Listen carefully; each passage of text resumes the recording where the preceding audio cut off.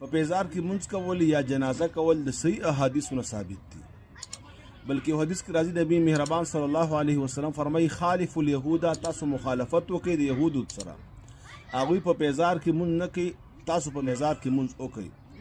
نو په پیزار کې منځ کول یو مستقل سنت دی او مختلفو احادیثو کې د دې ذکر راغلی دی.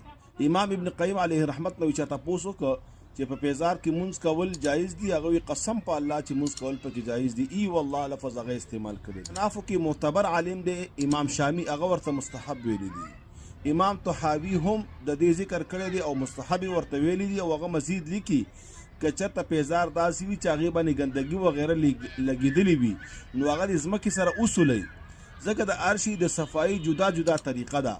یو حدیث کې مرازي یو صحابیه نبی پاک علیه السلام تو فرمایله چې زما د څادر د بعض حصه په ځمکه باندې لګېږي او په لاره کې داسې ځای راځي چې هغه ګنده وي. نبی اسلام تو فرمایل چې د هغې نه پس پاکه خاوره یا پاک ځای راځي. صحابیه رضی الله تعالی عنها فرمایي چې بالکل راځي.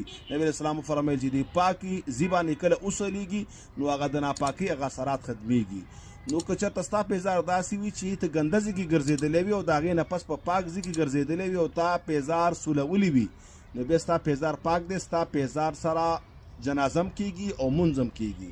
دلته د یو مسله په ذهن کې کیدی، بعضې اوقاتو کې مونږ دومره سختي وکړو، لکه د استاد دا یو عالم نه ما واورېدل د جمعې په مانځه کې دا خبره کوله چې موسی علیه السلام ته الله تعالی فرمایي چې فخلعن علیک، لہذا جنازه او یا منځ په پیزار سره بالکل نه کیږي، او ډېره سخته فتوا یې ورکړه. بل طرف ته زما نبی مهربان صلی الله علیه وسلم په مختلفو احادیثو کې د هغې اجازت ورکړی دی.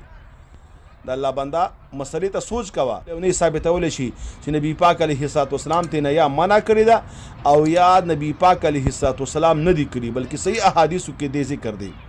بعضې اوقاتو کې دې دا نقصان وشي چې تاسو به کتلي بعض جنازو کې نظامی خلک راشي، چا سره ګاډ وي او هغه غټ غټ بوټان اچولي وي، نو چې جنازه ودرېږي او هغه بوټان وباسي نو داسې وشي چې د هغې نه جنازه هم شوي وي.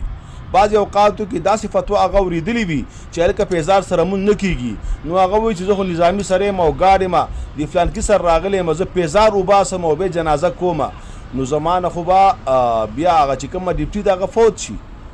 نو لہذا بالکل پیزار سره که هغه بوټان وي او که هغه هر قسم بوټان وي، هغې سره منځ هم کېږي او هغې سره جنازه هم کېږي.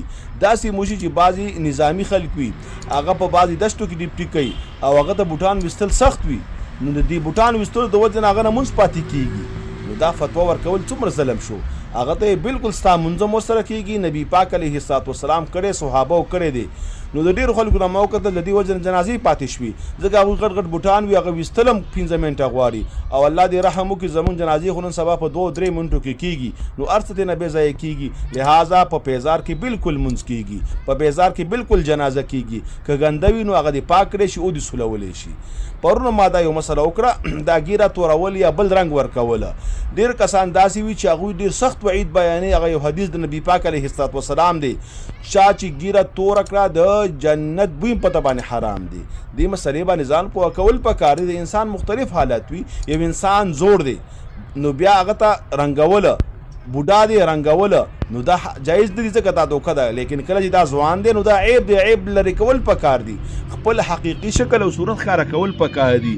نو داسې ځوانان دي چې هغوی ګیرې خو سپینې شوي دي، لیکن د هغوی عمر 28 کاله یا 13 کاله دی، د دې وجې نه هغوی ګیرې کوي چې ستا دا فتوی اورېدلې ده چې ګیره تورول حرام دي.